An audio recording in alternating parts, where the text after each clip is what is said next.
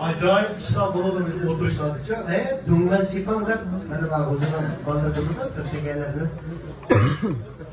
Çok yerlerde bulur bu meseleyle.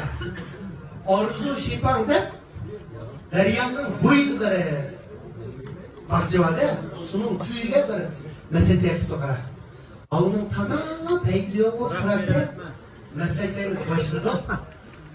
Buğra çıkartara meslekçaydı. Meslekçaydı buğra çıkarsa o çıkartara ondan göğüseyken kadar. Başta kağızlarına uçuruldu diye. Kendim tutuncayla götürüldüğüyle yaptı. Ya ulan mekan oturma lan! Sıkın edem ciddik sazlarına almış, ızhar, hemen uzayacak. İlham, aramayıklar, yakıtlar. Başlayınızlar mı da şimdi başlayınızlar? Buna resmi uuu etti. Izhar muhtarı var bir yerde. Ya kaçtaydı mı? Başta vakansa anlamaysa. Şimdi la! Ne derse? Bak onu mu? Diyendek onları da burada. Biz ittiğallah bak kolu değerli koyabiliriz. Çaldıranlar çımbılak değerli koyabiliriz. Bak ulan! Dehşet kimi buran? Biz van kolak hemen iyi naşık arkadaşlar dep durakta bu.